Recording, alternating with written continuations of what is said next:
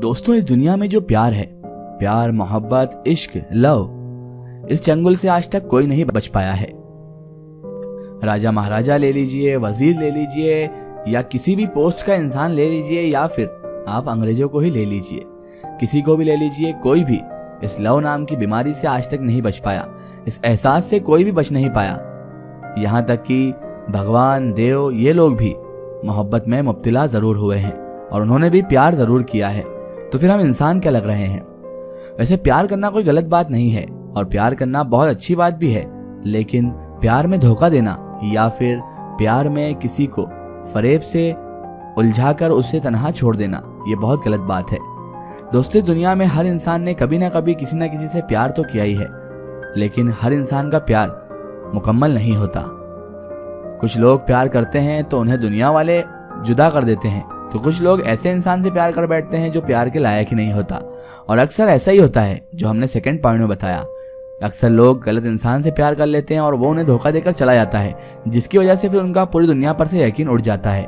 फिर चाहे उन्हें कोई सच्चा प्यार करने वाला भी मिल जाए, वो उसे भी घास नहीं डालते, क्योंकि इंसान एक बार अगर धोखा खा लेता है तो उसका यकीन, उसका भरोसा, उसका विश्वास टूट जाता है और फिर वो किसी पर भी यकीन नहीं कर पाता। ना चाहकर भी उसे लोगों का दिल तोड़ना पड़ता है और अगर उससे कोई प्यार करने लग जाए तो भी चाहकर वो उससे प्यार नहीं कर सकता, क्योंकि उसका दिल टूट चुका होता है। आज की जो स्टोरी है वो भी ब्रेकअप स्टोरी ही है और ये भी किसी प्यार करने वाले की जुबानी ही आपको हम सुनाएंगे। एक ऐसी स्टोरी जिसे सुनकर शायद आपकी भी आंखें नम हो जाएंगी। ये कहानी है एक लड़के की जुबानी जिसने अपने प्यार में धोखा खाया और उसका हमसफर उससे जुदा हो गया, और अब हम आपको सुनाएंगे ये कहानी उसी की जुबानी। मेरा नाम विक्रम शर्मा है और ये मेरी एक सच्ची कहानी है, सच्ची सैड ब्रेकअप स्टोरी है, जो आज मैं आप सबको सुनाने जा रहा हूँ। मैं एक एवरेज लुकिंग लड़का हूँ। एवरेज लुकिंग से मेरी मुराद ना ही मैं ज्यादा अच्छा दिखता हूँ ना ही बुरा।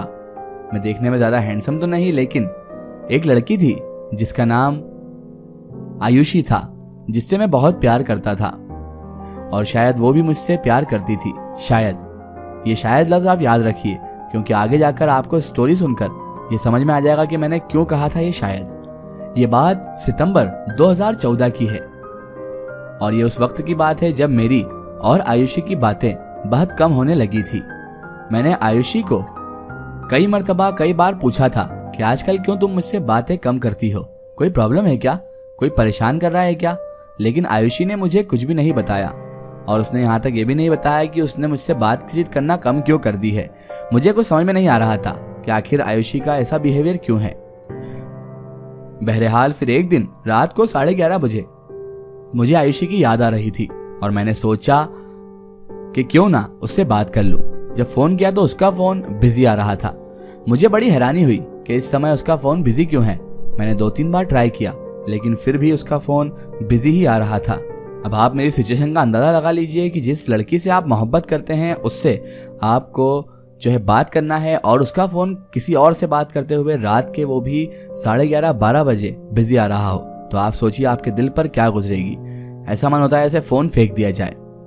थोड़ी देर के बाद आयुषी का फोन आ गया और उसने कहा कि उसकी फ्रेंड सुनैना का फोन था और वो कल की कॉलेज असाइनमेंट के बारे में पूछ रही थी। मुझे अच्छा खासा शक हो चुका था, थोड़ा नहीं अच्छा खासा, क्योंकि इतनी रात को उसका फोन बिजी आना और उसका इस तरह का असाइनमेंट का बहाना बनाना मुझे समझ में नहीं आया था और मुझे थोड़ा शक हो चुका था कि आयुषी किसी और से बात कर रही थी।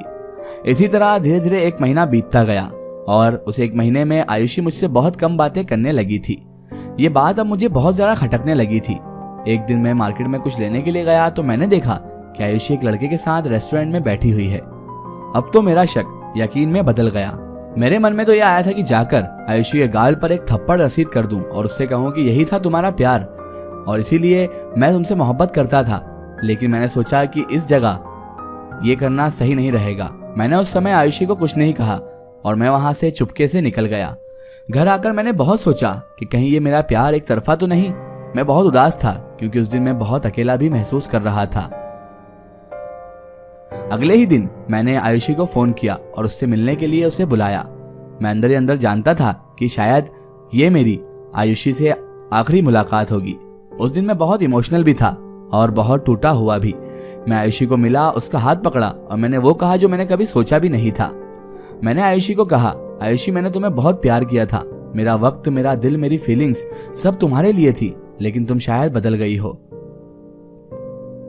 और इसमें कोई बुराई नहीं, वक्त के साथ हर इंसान बदल जाता है, लेकिन कम से कम मुझसे एक बार बात तो करके देखती। खैर, मुझे पता है कि तुम्हारा अफेयर किसी और के साथ भी है और इसीलिए मैं चाहता हूं कि तुम मेरे इस बंधन से आजाद हो जाओ। मैं नहीं चाहता कि तुम मेरा दिल टूटने के डर से मुझे कुछ कह ना पाओ या मुझसे सच्चाई बयान ना कर पाओ।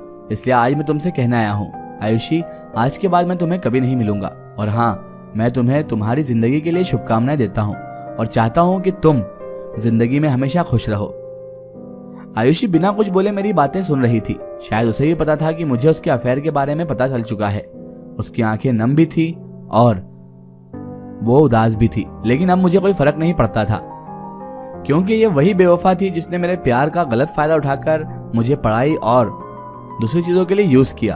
और जब इसे कोई अच्छा लड़का मिला तो इसने मुझे धोखा दे दिया और मेरी जिंदगी से भी चले गई और मुझे तन्हा छोड़ गई। दोस्तों, आप यकीन नहीं करेंगे, उस लड़की ने यानी कि आयुषी ने बिना कुछ बोले मेरी पूरी बातें सुनी, लेकिन उसने लफ्ज से यूं भी नहीं कहा कि नहीं नहीं ऐसा नहीं है, या कोई सफाई देना भी सही नहीं समझा, या फिर मुझसे माफी भी नहीं मांगी कि मैं अब ऐसा नहीं करूंगी और मैं तुमसे ही प्यार करती हूँ। नहीं तो इससे पहले आयुषी हमारे प्यार की कस्में खाया करती थी, साथ जीने मरने की कस्में खाया करती थी, लेकिन आयुषी ने ऐसा किया जिससे मैं पूरा का पूरा बिखर चुका था। मेरे अंदर ऐसा कुछ टूट चुका था जो अब कभी नहीं जुड़ना था, और वो था मेरा दिल।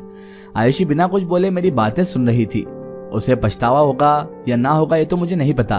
उसकी आंखें नम भी हो चुकी थी, लेकिन अब इस बात से मुझे कोई फर्क नहीं पड़ता। मुझे अब ये मगरमच्छ के आंसू लग रहे थे, क्योंकि जो लड़की मुझे धोखा देकर बाद में रो रही हो उससे कैसा बोलना, और उसके बाद भी उसने माफी कहाँ मांगी या फिर कहाँ मुझे सफाई दी कि ऐसा नहीं होगा विक्रम, तुम मुझे एक और मौका दो। ना उसने मौका मांगा, ना माफी मांगी, और चुपचाप बुत बनकर वहीं पर खड़ी रही। ना ही उसने कोई सफाई दी, ना ही कोई बात की, और उसके बाद मुझे ही वहां से बेशर्मों की तरह वापस जाना पड़ा, क्योंकि मैं उसका चेहरा और नहीं देखना चाहता था। शायद मैं उसका चेहरा और देखता तो मुझे उस पर तरस आ जाता और फिर से मेरा प्यार जाग उठता और मैं उससे बात करने लग जाता। इसीलिए मैंने कहा कि विक्रम, अब हमें यहाँ से चलना ही ठीक है, और उसके बाद मैं वहां से चला गया। दोस्तों, आपको मैं बताना चाहूंगा कि ब्रेकअप के बाद मैंने क्या सीखा। उस दिन मैंने सीखा कि जो तुम्हारी खामोशी नहीं सुन सकता वो तुम्हारे लफ्ज भी कभी नहीं सुन सकता। कभी किसी को इतना प्यार मत करो कि वो तुम्हारी जिंदगी बन जाए और उसके जाने के बाद जीना बहुत मुश्किल हो जाए। कभी किसी को इतना करीब मत करो कि उसके जाने के बाद तुम्हारा जीना दुश्वार हो जाए। प्यार जिंदगी में सिर्फ एक बार ही होता है, और इसलिए बड़ी सावधानी से अपना लाइफ पार्टनर चुनिए और किसी से प्यार कीजिए, क्योंकि गलत लाइफ पार्टनर चुनने से आपके इमोशंस और फीलिंग का हनन होगा और आपकी इमोशन और फीलिंग की 12 बज जाएगी। और अगर दूसरी लैंग्वेज में कहें तो आप समझ ही चुके होंगे। इस दुनिया में माँ बाप से ज्यादा कोई तुम्हें प्यार नहीं कर सकता। वो चाहे तुम्हें डांटते हो लेकिन हमेशा तुम्हारा भला ही चाहते हैं। कभी किसी के साथ टाइम पास के लिए अफेयर मत करो। दूसरों के इमोशंस और फीलिंग के साथ खेलने का तुम्हें कोई हक नहीं है। लोग वादे तो करते हैं लेकिन तोड़ भी आसानी से देते हैं। जब दिल टूटता है तो संभालना बड़ा मुश्किल लगता है। ऐसा लगता है कि जिंदगी रोज मौत दे रही हो। इसीलिए प्यार करो तो ठोक बजा के, मोहब्बत करो तो ऐसी करो जिसे आप निभा सको।